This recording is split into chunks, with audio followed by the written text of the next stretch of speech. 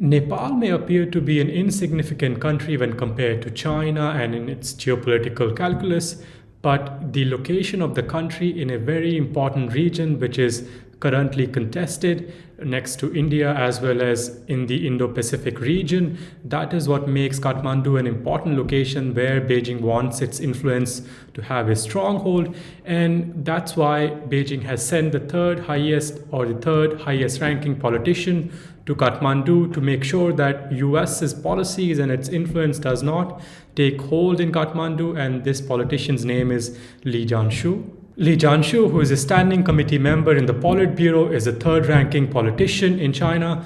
He has been sent on a 4-country tour. He was in Moscow before this, and right now he is in Kathmandu, where he is meeting the local politicians. And right before Li Zhanshu landed in Kathmandu, an important person was in Kathmandu as well.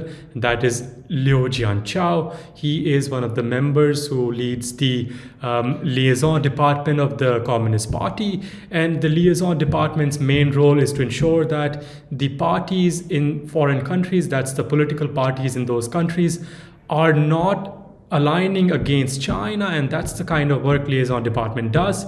And the reason Leo was in Kathmandu was to make sure that there had been some transformation in the Nepali politics when the relatively pro-Beijing Prime Minister was removed from his position. That's the Prime Minister Oli, and a relatively pro-India politician came into power.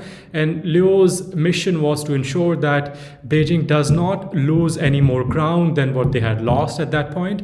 But now with this current visit by Li Zhanshu, there's another emphasis on making sure Kathmandu does not quite get into the Indian sphere of influence. It remains outside of the broader US's sphere of influence.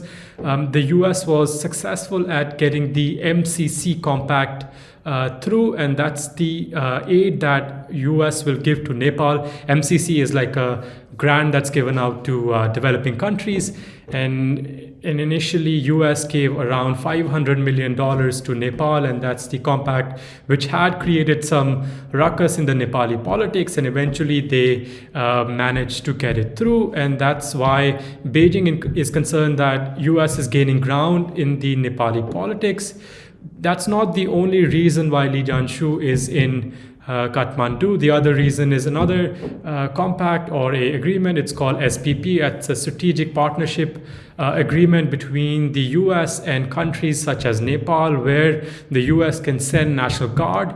And Beijing is especially concerned about this agreement, which will allow Washington to send National Guard or even military forces in a scenario where there's a disaster in the country. Nepal, as we know, suffers natural disasters on a regular basis, and that's one of the reasons Washington wants to help Nepal to have the support system when a natural disaster happens, like we had in 2015 when there was an earthquake. But Beijing views that whole agreement as a process through which US could set up a base even in Nepal, and that is why Li Zhanshu is in Kathmandu at the moment, to ensure the Nepali politicians can be convinced that they don't need to sign on to this agreement and this is against their national interest.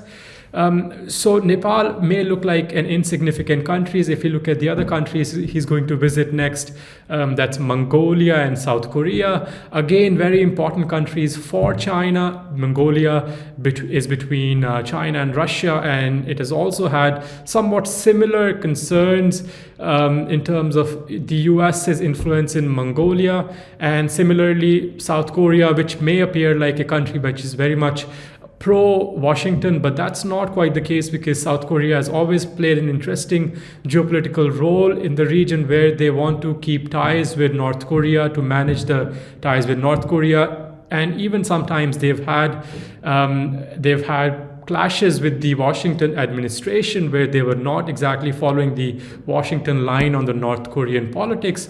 So the selection of these countries especially tells you that China wants to make sure that these countries do not become a kind of a new hub and spoke system in the region, where the US can exert influence on Beijing's own policies, and that is exactly why this four-country tour has been planned by sending out Li Zhanshu. And another sort of second theme that we've seen with the tour is that Beijing wants to promote people-to-people ties with Nepal by giving out scholarships and more opportunities to Nepalis, and that's another angle to the story where the Nepali people feel like this is their opportunity as well. They want to make use of the geopolitical climate to gain something out of it. But we'll have to see how this geopolitical contest pans out in the region. Beijing may be scrambling at the moment, but they might come back in a strong position. And we've seen that Beijing is not quite happy with the diplomats they have in Kathmandu, especially since the MCC compact was passed.